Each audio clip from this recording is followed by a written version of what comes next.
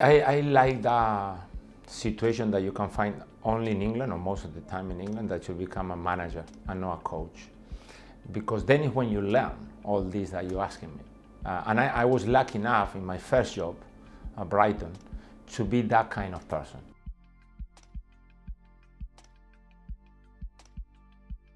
Well, I think today in the world of any business, football is part of the business.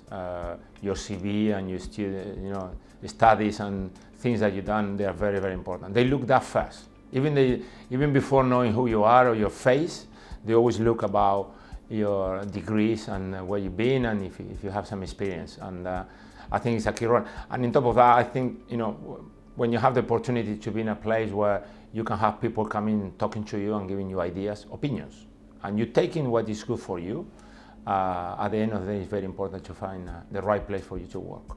I will get into, yes, but deeply, of course, the coaching side is natural, but the media, I think it's very important for everyone nowadays. We don't realize sometimes, coaches, how important is the media part of the job.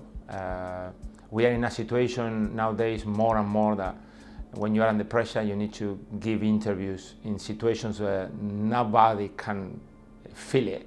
Because to know how you feel, you need to be inside the coach. For example, in the last few years in the Premier League, you need to give an interview or the two or three first one inside 15 minutes after finishing the game. I like the situation that you can find only in England, or most of the time in England, that you become a manager and not a coach. Because then is when you learn all this that you're asking me. And I was lucky enough in my first job at Brighton to be that kind of person. The owner, Tony Bloom, allowed me at that moment to have the knowledge of everything was going on into the club. And why it was important the financial side, why it was important the messages to the supporters, why it was important to get up that year that we were lucky to get up and win the League One title. Things that you need to understand when you have the knowledge of what is going inside the club. Sometimes when you're a coach, you don't have access to all that, and you need to try to imagine. But if you know it, or you had a chance before to know that, I think it's fundamental, because it's business. And sometimes I know we football players or coaches, we think it's a sport, and that's it, football, boom, you need to win and see you later. But at the end of the day, it's a big business behind. It's too much money on play and too many things that need to come together for the club to move forward. No, I don't think there is enough support. I don't. I think that sometimes, for example, coaches, they need to rely a lot in the staff that you have around. It's very rare that you really get a support in certain moments. I know that everybody says that there is, but when you are in that situation that I told you before a press conference, you don't see too many people around you. You're on your own, and that is when you have to be strong yourself, or if you are, or no, or break down at that moment.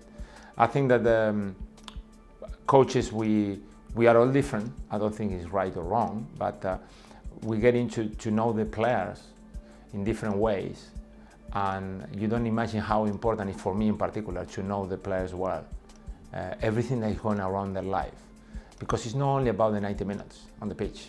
There is plenty of things in the life of the football players that affect the way they train, the way they behave, the way they play, and that's a mental side that I think slowly we're talking a little bit more. But I still think that there is a lot to do, plenty to do, because there is more and more exposition of the players and the coaches into the media, for example, into the public opinion, and to deal with all that, you need to, have the right support behind you. First and most, it was the best moment of my career as a coach, for many different reasons. Okay, I got a club who was in a difficult, struggling situation in League One. We needed to get out of that somehow. We done it. The following year, I remember talking to the owner, to Tony Bloom. It was all about going up, and we need to get up because we changed the stadiums. We go from within to the Amex, and we need to do this. And I said, but we've been fighting relegation for 3 years, and now we need to get up, which is, on paper, is too difficult. It's very, very difficult. Now, we got a group of players that they, understood the situation the best they could, and they really put an effort that it was incredible to go even against clubs in that division with more financial support or back than us, and somehow, because of the style and the convincement of the players, we went on to win the league. Then it becomes everything a little bit easier because you are in a better position, because we went from 7,000-8,000 people to 23 or 24 the first year, and to 30,000 the second year in the championship. But that as well, I think it gives you, the coach, a little bit of a power that I don't think anyone is looking for. It becomes alone because you earn it, that power. And it was a restructure at the club that they wanted to go in a different direction, and unfortunately it was difficult to put the path together. But like I said to you, I mean, my times in Brighton, I'm still talking to players from that time. I'm still in touch with it without going too far. I just text Ashley Barnes, who made a new contract in Burnley today, and it was one of the key players during my time in Brighton, and that was the connection that we have with the players. But not the connection of being friends, no, the connection of understanding that what I was trying to bring into the club is suit the players and the club to get better and better, because that's the role of the manager. Put the player in a position when he's going to give you his best. He had the chance to perform at his best in benefit of the club, of the team. And if you do that in another way, and you got good people who understand their roles, you're going to do well, with a little bit of luck. But I think that I will always support Brighton. I think it's something that's been there.